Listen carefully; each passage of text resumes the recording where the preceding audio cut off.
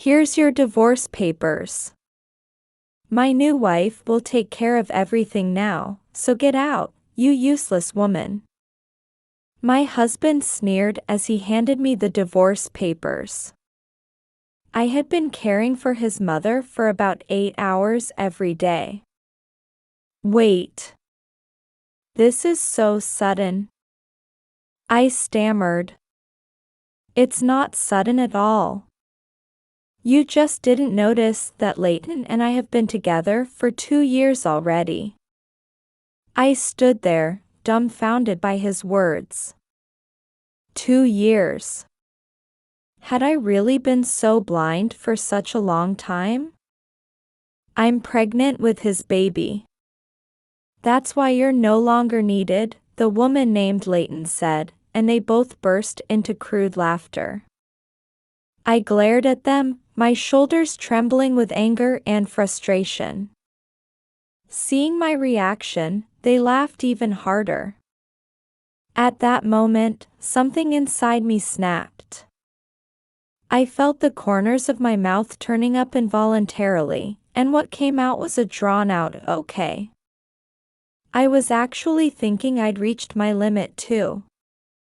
If you want me to leave, I'll gladly do so.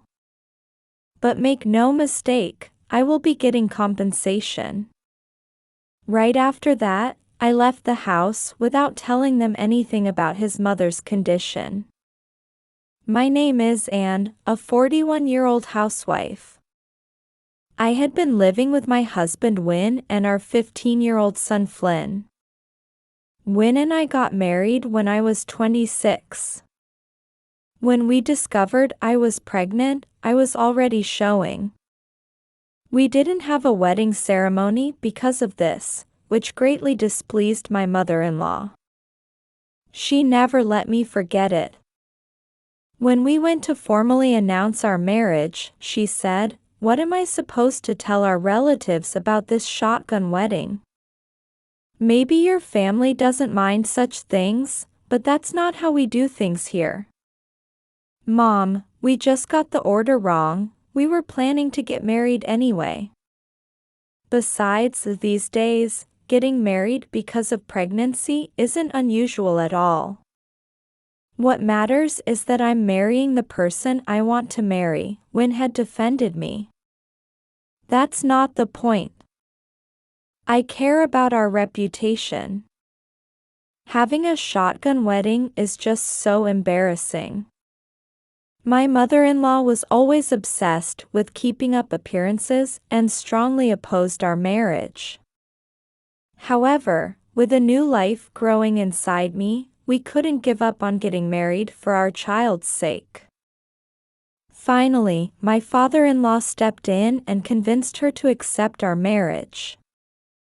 Unlike his wife, my father-in-law was a gentle soul who was genuinely happy about both our marriage and the pregnancy. To this day, my mother-in-law still berates me as that shameless woman who had a shotgun wedding. Despite her attitude, when our son Flynn was born, she was overjoyed at having her first grandchild and doted on him tremendously. If only she had just stopped at doting on him. Instead, she would barge into our house early in the morning and forcibly take Flynn from me whenever he cried even slightly, insisting on taking care of him herself. This caused me considerable stress. While Wynn had initially defended me from his mother, after Flynn was born, he acted as if his duty was done and stopped showing any inclination to protect me. One night, I complained to Wynn about his mother's excessive interference with Flynn when he came home from work. "Hey, don't you think your mother is being a bit too involved with Flynn? She's being overprotective. Mom just can't help herself because she loves Flynn so much. Cut her some slack," Wynn said dismissively while loosening his tie. His attitude irritated me. Even so, there should be limits. I'm Flynn's mother. Yet I can't even take care of my own child. Don't you think that's strange? But Wynn wouldn't listen to me properly. You're just being oversensitive. Mom simply adores Flynn. Besides, aren't you happy that she takes care of Flynn so you can have some free time? That's not the point. While I appreciate her loving Flynn, I'm saying she shouldn't take over the things I need to do as a parent. I just want to raise Flynn as his mother. Stop making such a fuss over little things. You're being annoying, Wynn sighed and said, geez, I'm already tired from work. Why do I have to deal with this when I get home? He stormed into the bedroom irritably. I tried to call after him, but he ignored me and shut the door. His behavior only made me more frustrated. My mother-in-law's interference with Flynn only escalated.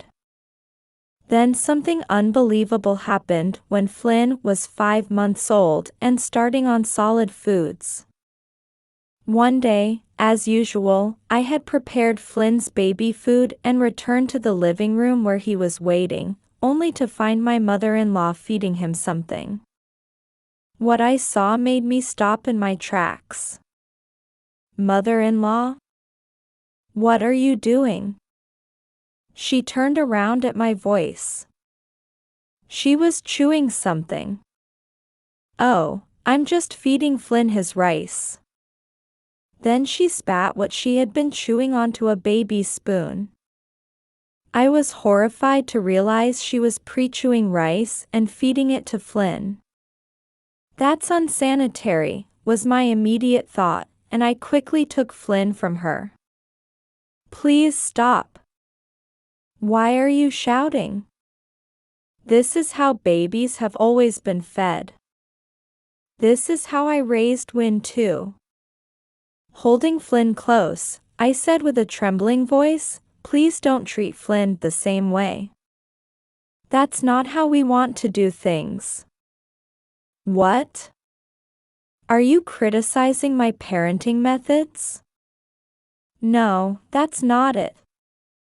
We're trying to use separate utensils until he's 3 to reduce the risk of cavities. My mother-in-law frowned. Oh, so you're saying I'm unclean? You always oppose everything I do. I'm doing this for Flynn's sake. You're always nitpicking about little things.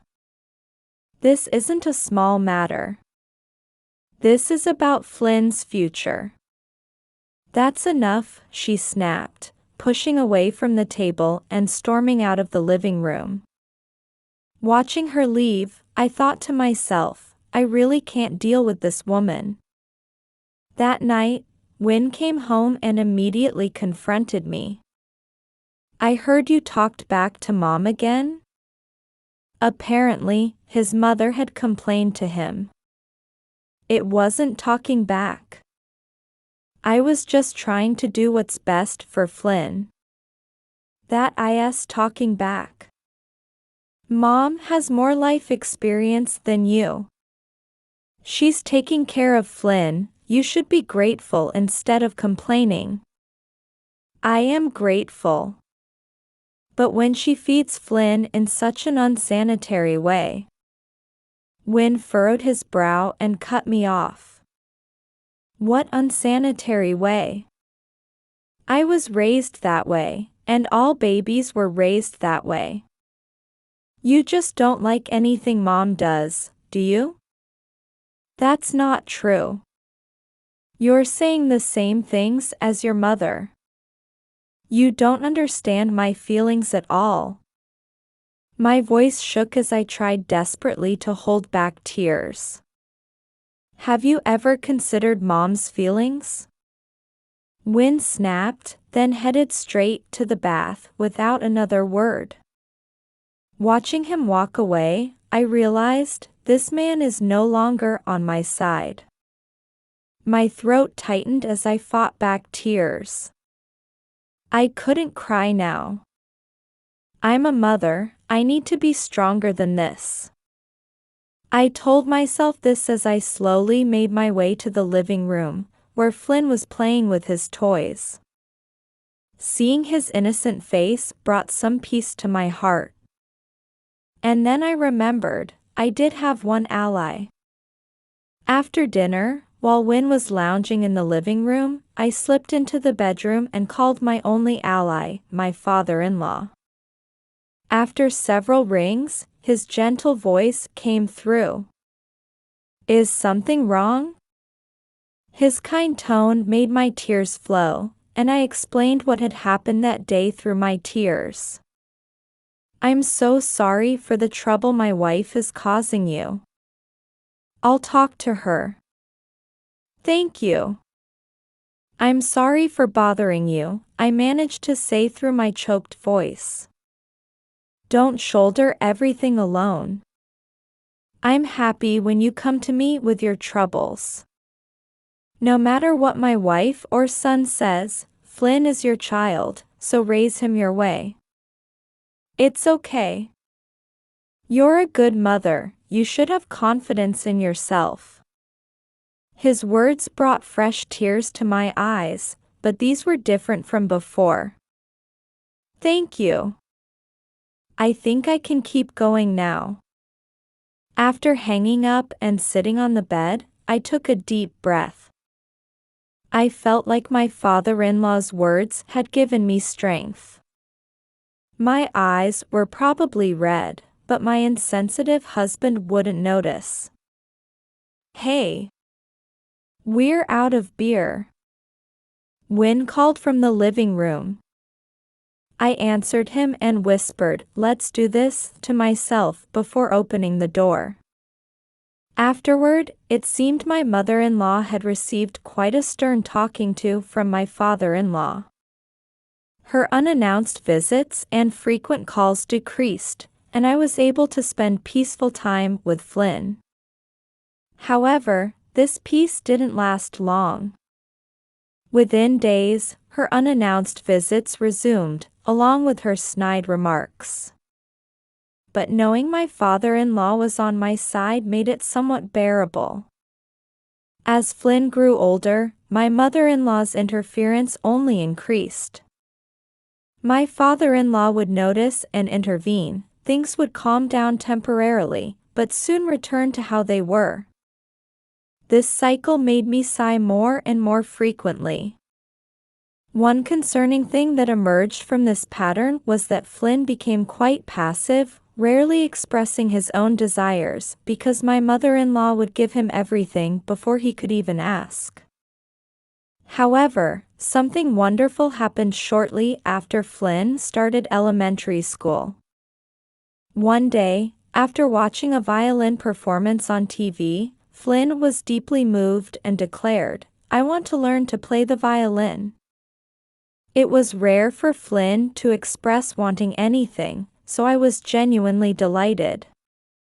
Really? You want to play the violin? When I asked with a smile, Flynn nodded enthusiastically. Yes.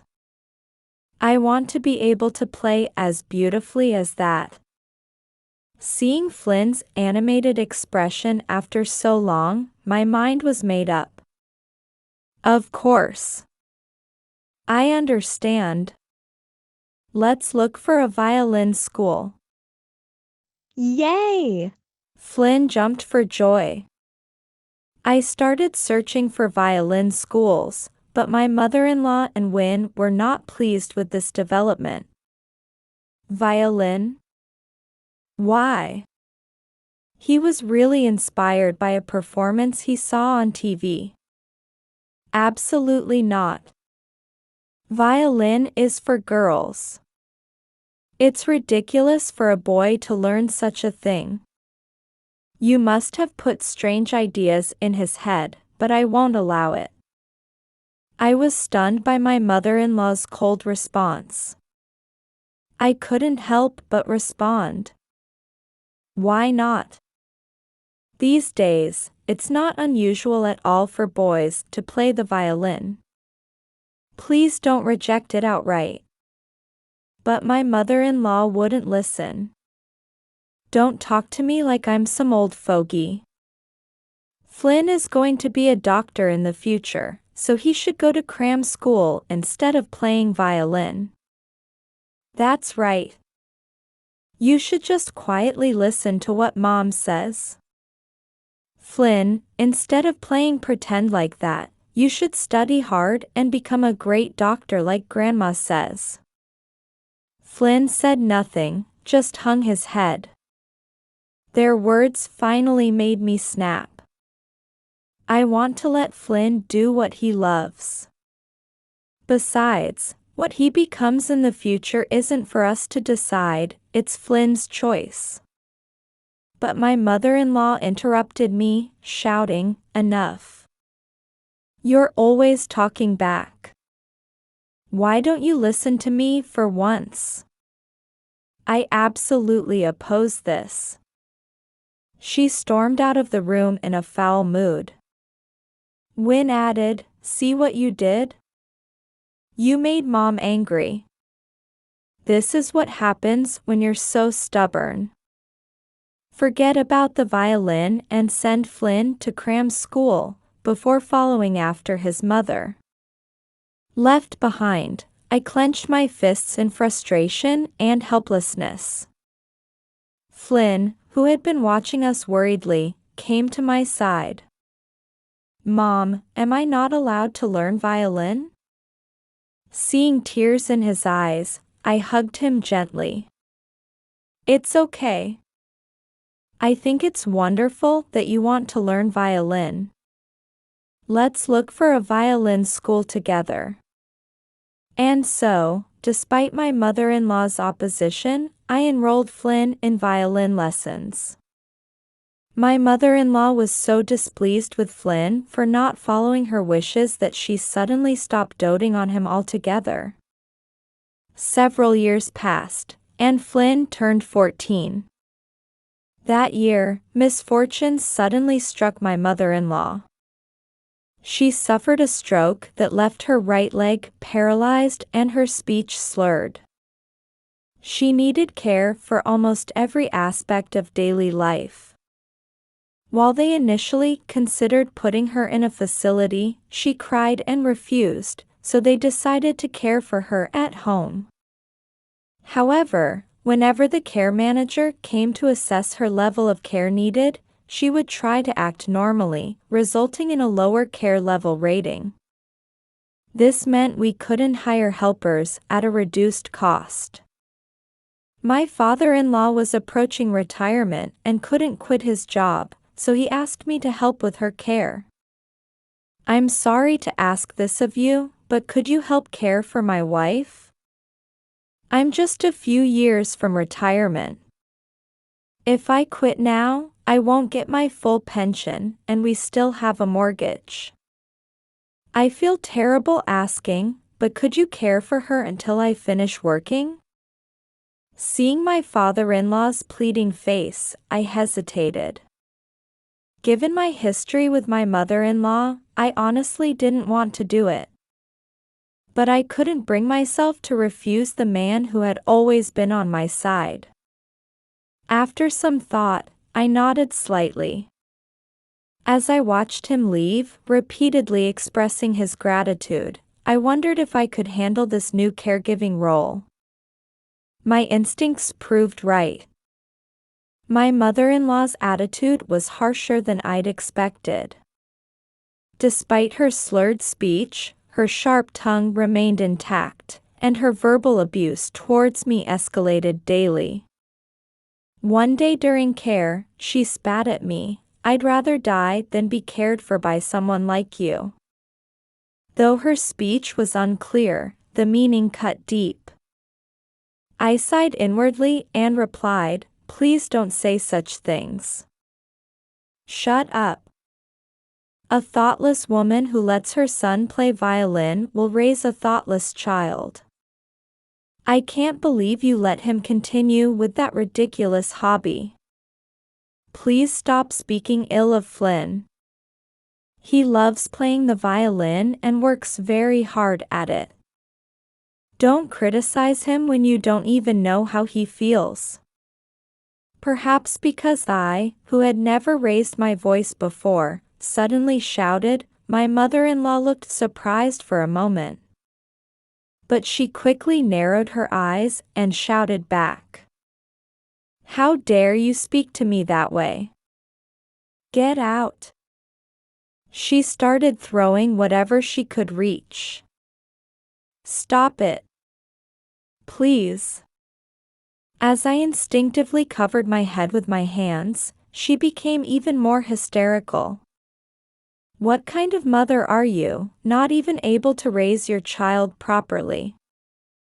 Get out. Her intensity and fury made me back away, and I fled the room. For the past year, I had been caring for my mother-in-law for about 8 hours every day until my father-in-law returned home, but I'd reached my limit. Just as I was thinking I should tell my father-in-law, I can't do this anymore, I heard the front door open. It was too early for my father-in-law's return. As I tilted my head in confusion, I heard Wynn's voice. Ah. So you were here. Wynn. I thought he had left this morning saying he had a business trip. Yet here he was at the entrance with a visibly pregnant woman. In contrast to my panic, the woman gave a confident smile and nodded in greeting. Who is this? Oh, let me introduce you. This is Leighton, my girlfriend. I looked at the woman named Leighton standing next to Wynn. She appeared to be in her late 20s, with delicate features. Her smile exuded confidence. While confused, I tried desperately to understand the situation. Wait, what do you mean? It's exactly what I said. I met Leighton by chance, and as we talked, we really hit it off. Just imagine, such a young and pretty girl saying she likes me. Between a nagging woman like you and a young, cute girl, which do you think I'd choose? It's obvious, isn't it? Wynn shrugged as if it were the most natural thing in the world, leaving me even more confused. Wait, this is so sudden. It's not sudden at all. You just didn't notice that Leighton and I have been together for 2 years already. I stood there, dumbfounded by his words. 2 years. Had I really been blind for such a long time? And there's one more important thing to tell you. Leighton, tell her. Leighton fixed her provocative gaze on me, her expression triumphant. I'm pregnant with his baby. I'm 8 months along, due any time now. She continued her taunting. We already know it's a boy. Unlike a certain violin-obsessed boy, we're going to make sure this child goes to cram school and becomes a doctor. Your ex-husband's life has become a bed of roses with a young, pretty girlfriend like me. That's why you're no longer needed. As Leighton laughed victoriously, I was speechless. While I had been suffering through caring for his mother, Wynn had not only been enjoying an affair, but had even gotten his mistress pregnant. Here's the divorce papers. My new wife will take care of everything now, so get out, you useless woman. So pack your things and leave soon. Wynn and Leighton burst into crude laughter.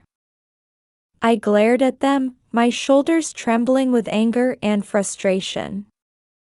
At that moment, something inside me snapped, and I felt the corners of my mouth turning up involuntarily. What came out was a drawn-out okay. Surprised by my seemingly playful response, they both turned to me with bewildered expressions. I smiled sweetly at them and said, finally, you've said it. To the stunned Wynn and Leighton, I continued smiling as I spoke. I was actually thinking I'd reached my limit too. I don't need a man who neglects both his son and me while having an affair. If you want me to leave, I'll gladly do so.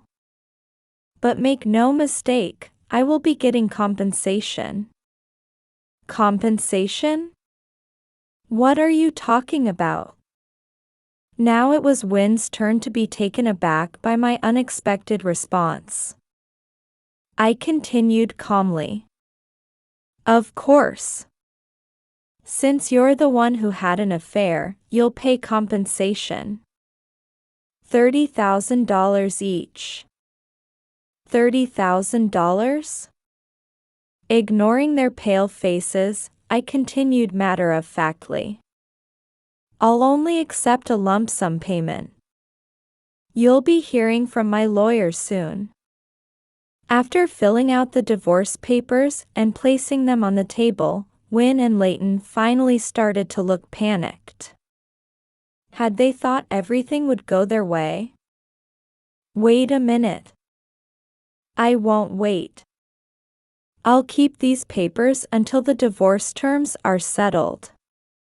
I'll also file a petition to prevent you from submitting the divorce papers on your own. And I assume you're fine with me having custody of Flynn?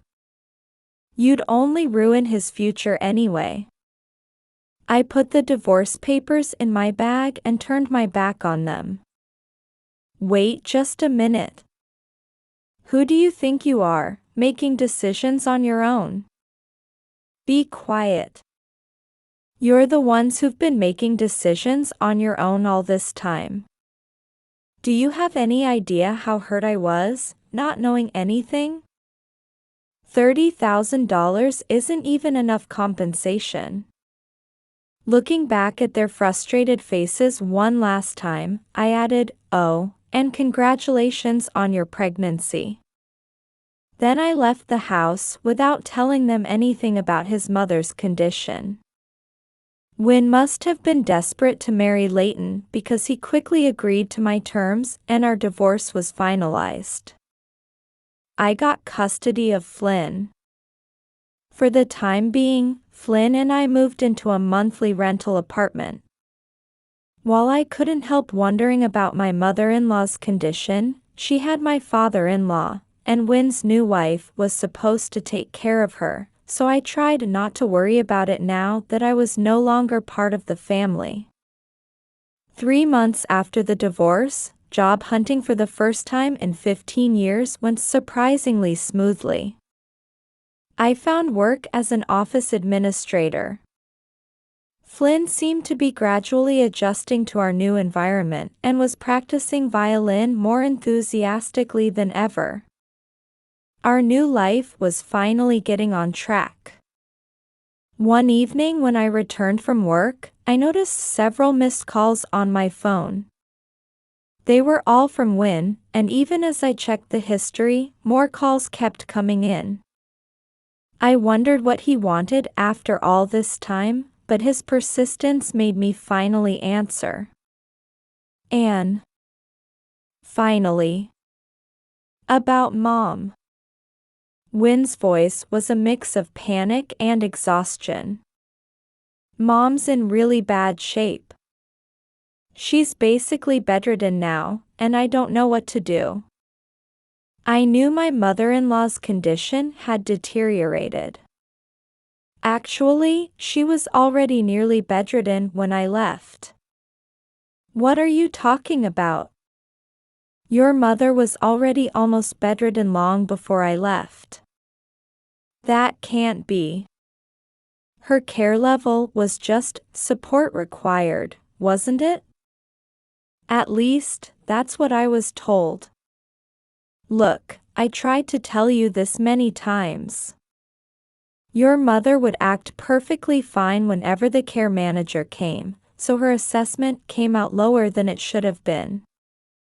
You never listened to anything I said. I let out a deep sigh. For nearly a year, I had endured my mother-in-law's verbal abuse while diligently providing care. Meanwhile, he had remained indifferent, spending his time enjoying his affair with Leighton. Wynne fell silent at my words. Then, he reluctantly spoke up. "Hey, and, would you come back and take care of Mom?" "What? Wasn't your new wife supposed to do that?" According to Wynne, everything had gone smoothly until he introduced Leighton to his parents after Flynn and I left. However, my father-in-law had scolded him severely, and my mother-in-law refused to accept the marriage, saying it would look bad to society. Of course she would. My mother-in-law valued appearances above all else. She had complained endlessly about our shotgun wedding. There was no way she would accept a marriage that came from an affair, especially with a woman who was 8 months pregnant. My mother-in-law had apparently unleashed worse verbal abuse on them than she ever had on me. When Wynne rushed her to the hospital thinking her confusion was due to dementia, they found that apart from her slurred speech, her mind was perfectly sharp. Leighton had been furious, saying she hadn't signed up to care for a bedridden mother-in-law who was sharp-tongued, and she disappeared with their newborn baby. I was speechless at the irony of the situation. A bitter laugh escaped me. This is exactly what you should have expected. You know better than anyone what kind of person your mother is. She values appearances above everything else. There was no way she would accept a marriage that came from an affair, let alone with a woman who was 8 months pregnant. You were foolish to think you could be happy with your mistress. You really didn't think this through at all." Wynne was speechless at my words, but after a moment of silence, he began speaking in a small voice. "Look, please. Let's start over. If you come back, Dad will calm down, and Mom will stop complaining too. We're still husband and wife, right? Let's help each other. Even if we got back together, you just want me as your mother's caregiver so you can do whatever you want again, don't you? Don't talk nonsense about helping each other." Wynne seemed to flinch at my words for a moment. However, he quickly continued in a pleading voice. "That's not true. I really want to start over. I've learned my lesson. Only after you and Flynn left did I realize how important you both were to me." But I cut Wynne off sharply. "You only turn to me when you're in trouble. You want me back because your mother's care has become difficult and Leighton ran away. I'm sick of it." I hung up the phone. Wynne called several more times after that, but I didn't answer. I thought this drama was over, but life had other plans. 6 months later, Flynn was accepted into his dream university. However, on the day of the entrance ceremony, Wynne suddenly appeared before us as we arrived on campus. "And, Flynn, how are you?" When we turned around, startled by his voice, there stood Wynne with an unkempt beard and an exhausted expression. "Wynne, why are you here?" I stepped forward half a step to shield Flynn as I asked. "I came to get you both. We're family, aren't we? It's only natural that we celebrate Flynn's enrollment together. I don't remember telling you that Flynn was accepted here."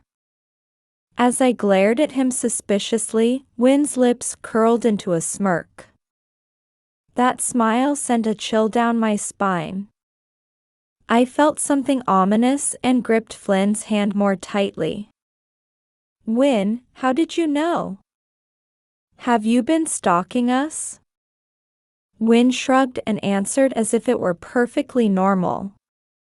Of course I know about my family's affairs. We're not family anymore. You're just a stranger now. Shut up, kid. This is between me and Anne. Wynn shouted with bloodshot eyes. I tried to speak gently to avoid provoking him. Wynn, please calm down. Today is Flynn's entrance ceremony. Do you want to ruin his special day? I could feel the stares of people around us gathering. While praying that someone would call the police, I faced Wynn. Despite my fear of his rough breathing, I tried to maintain my composure. Did something happen? Wynn gritted his teeth and began speaking with a trembling voice.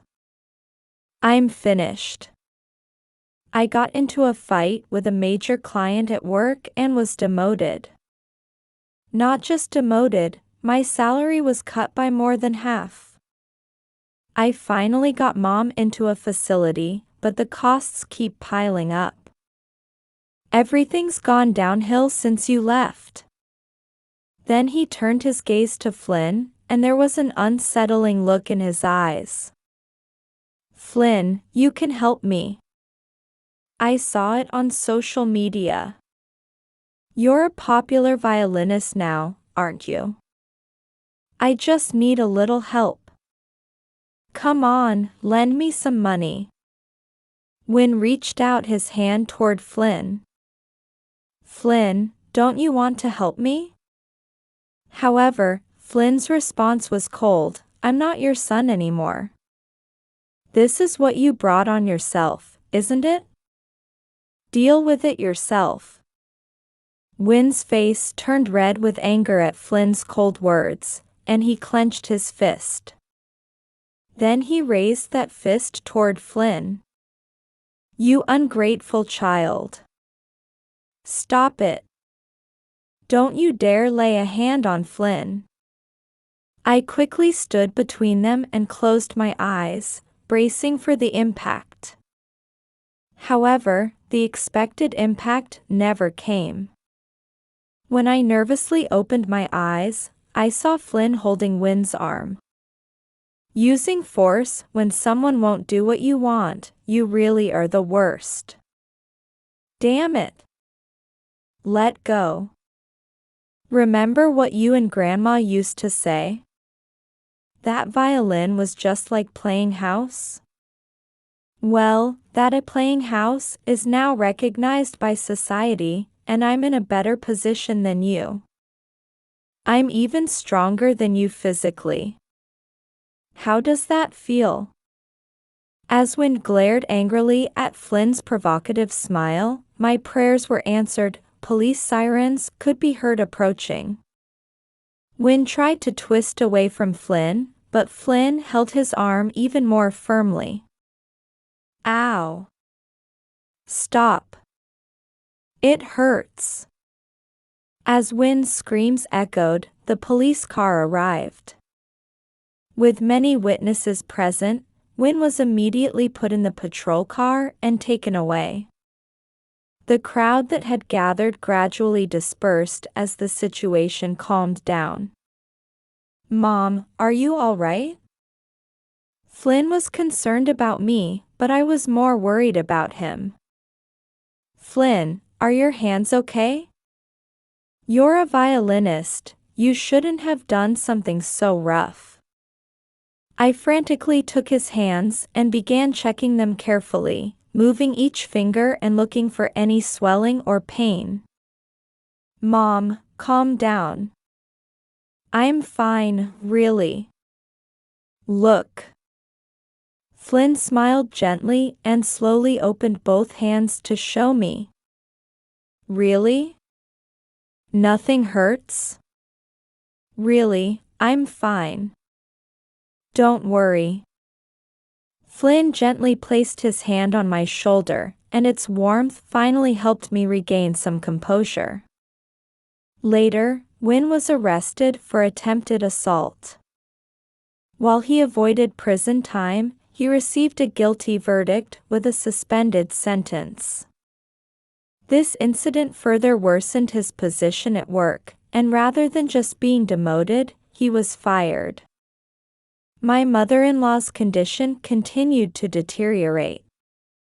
Actually, my in-laws had divorced at the same time Wynn and I did, and after Leighton ran away, my mother-in-law had entered a nursing home using money from her divorce settlement.